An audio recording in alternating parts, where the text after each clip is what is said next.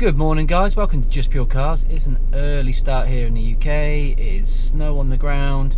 I've just been to the gym and I'm actually on the way to take the BMW for a service, and I thought, can I get a cheeky test drive out of them? Can I convince them to give me a courtesy car and then I'll do a review of that? So that's the plan. We'll see how that works out, and hopefully you'll come back to me when it's a little bit more light and we'll see if I've got something. Alright, see you in a bit.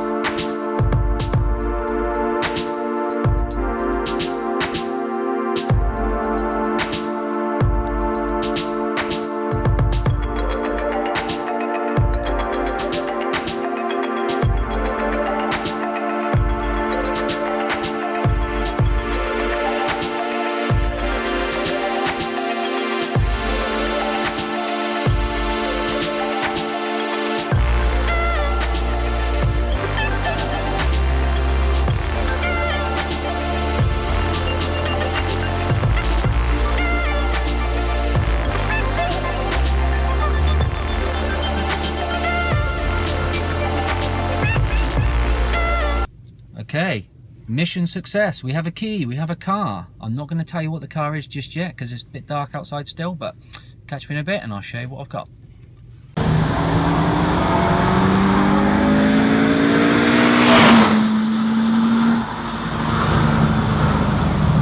So what did BMW lend me today for while my car's in for a service? Was it an M3? Was it an M4? Oh no, it was a 218i active tourer.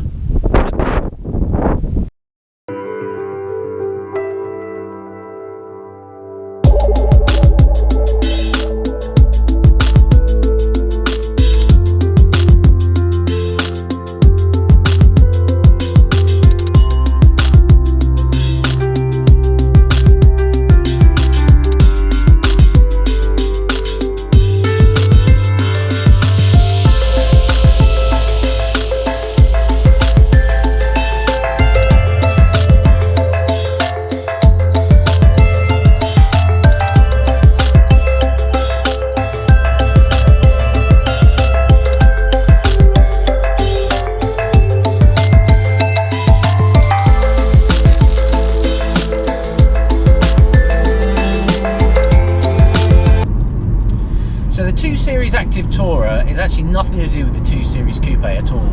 It's actually based on the chassis from the Mini Cooper.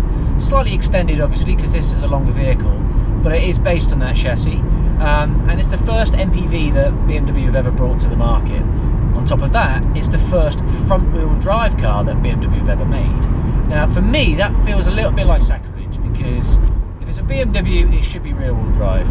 I just about let them get away with X-Drive on anything other than an X Series range, so you can get it on a 3, 5 and a 1 Series now, but yeah, I understand that it's better for hand, especially in this kind of weather, but front wheel drive on a BMW just doesn't seem right.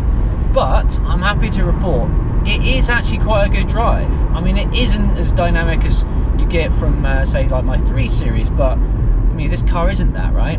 This is for about transporting people around in, you know, more luxurious comfort than say you're going to get from the French brands, but not as expensive as going for a 3 Series or a 5 Series. Okay, yeah, so it's got the 1.5 litre petrol engine, 3-cylinder engine from the Mini Cooper. Puts out 138 brake horsepower, 0 to 60 in about 9 and a bit seconds, so not rapid but adequate for an MPV. It's got a weird noise to it because of that 3-cylinder engine. I'm going to throw it out there, it sounds like a little bit like the noise you get from an M3. Don't kill me for saying that. It's not, obviously, it's just that weird rasp. I kind of like it, maybe better than a 4-cylinder engine. I mean, as MPVs go, this one, I think it's a little bit confused, to be honest, because I think if you're going to go for an MPV, it's because you need a lot of space. And there are small ones out there, and don't get me wrong, I've seen, you know, small MPVs that still pack 7 seats in. This doesn't. This has only got 5 seats. The boot space is okay, not as big as what you probably get on one of the French rivals from Citroën or Renault, but you know, it's pretty good. But where this wins, other than having that BMW badge on the front, is the interior. The interior is a really nice place to be, which is something which has been frustrating me for a while. There's been quite a few videos I've seen out lately that people are really slating BMW for their interior, saying that they're boring and not a nice place to sit. I can't disagree more. I think BMW interiors are really nice. All right, they're very similar across the range. So once you've been in one, you've been in all of them. But I don't care. It's nice. It's a lovely place to be. The steering wheel feels good. It's chunky. There's leather on the dash. It's got this nice piano black finish. There's a lot of silver trim. It feels quality. Why wouldn't you want to be in here? The seats in this are just so nice to look at. They're really comfortable. They're heated, which is a bonus at this time of year. I really like it.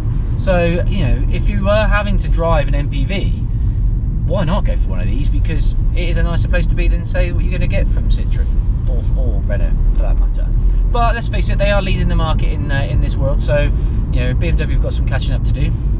And this is the start. Now, they do a Grand Tourer version of this, which I believe does have the 7 seats in. So it'd be nice to see what that's like compared to a regular, you know, MPV with 7. But as this car goes, I think if you consider this as basically a bit more of a beefed up 5-seater like hatch, then you've probably you won't be disappointed.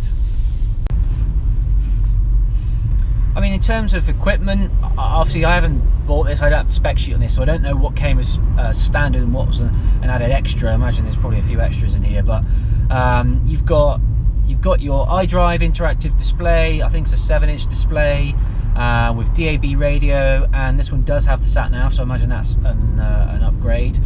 The good dual climate control, heated leather seats at the front.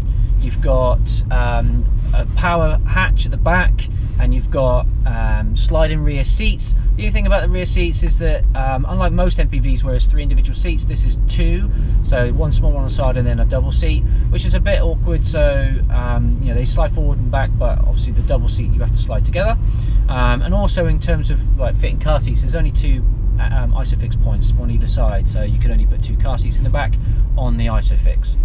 Got little buttons that flip the seats down in the back, which is quite nice. Gives you more boot space. I think it's about 1,850 litres worth of boot space when those seats are down. More than enough for most families. One thing I will say about this engine, it might only be a 1.5 litre 3-cylinder, but it doesn't feel like it. When I first got it in it, I'll be honest, I thought it was potentially a 2-litre engine, just because the pull that it has, low down grunt, and the sound that it's got, it doesn't sound lacking.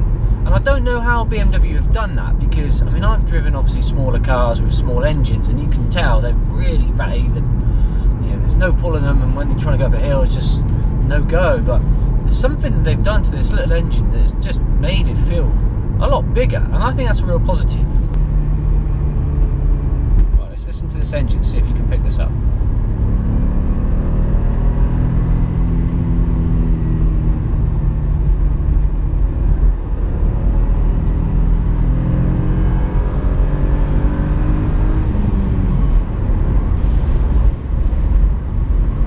Unusual, do you know what I mean? It's almost like the start, like the bass noise of what you get from an M3. You can hear it, like a faint bit of it, but it's just not there, not quite there. I mean, it's not bad, don't get me wrong. I mean, one thing I will say, which is a real negative for me, are the pillars. These main pillars at the front and the rear quarter light at the back, they are so thick, it's really hard to see around them, especially if you're at a junction. They are right in your way, and that is a real negative for me. Now, they have put little windows at the front and rear. I'll be honest, they don't help. I was, you know, just pulling out of the main dealership, and I couldn't see that there was a van right there. Luckily, I was only going slow, and then he crossed in front of me. But if I'd been going any faster, the weather had been better. I wouldn't have seen him, and that's a major problem. But also for parking, they just get in the way. Obviously, you got parking sensors, which helps, but that is a bit of an issue for me. So I'd be cautious of that if you are interested in buying one of these cars. These pillars do definitely get in your way. As for the rest of the visibility, it's fairly good. The mirrors are all right. The rear window is massive, and the pain that you don't have the rear wiper, so when it's dirty you can't see out of it. That's annoying. And the front windscreen isn't very big, so even in my quite close seating position, I feel like I'm looking through a letterbox a little bit. I can see all around, like the surrounds of the windscreen, which I don't know, it's just peripheral vision, but I notice, and it feels a bit more enclosed than other cars I've driven. But they are small things that shouldn't put you off really. The only thing to be aware of is, just like I said, these pillars, they're a bit in the way. So in final summary then, as an all-rounder, I think the 2 Series Active Tourer is a good option. It's not the prettiest looking car, what MPV really is, but I think within the range, within the category, there are better looking competitors out there. The engine is strong for such a small car, and I think the MPG that you'll get on it is pretty good. I think they're quoting 60 plus, so you'll probably get 50 something, but that's pretty good for a petrol. And the only negatives, like I said, for the car wise, are the pillars for me, which do restrict your visibility, and the price. You're going to pay over the odds because it's a BMW. But if that's what you're looking for, I don't think you're going to go too far wrong. I don't think you'll be too disappointed with it. And yeah, I won't be buying one myself, but that's just because it's not the car for me. But yeah, it's been interesting to drive it for a period of time. Yeah, so I hope you've enjoyed my review. For those of you that subscribed, I appreciate you sticking around. For those of you that haven't, please hit that subscribe button. If you want to be in with a chance to win, there's still a chance to enter the competition from my last video. Go back and watch that and see what that's all about. And yeah, if you like the video, hit the like button, comment below, and I'll do my best to reply to all of you. And I look forward to seeing you on the next video. See you later, guys. See ya.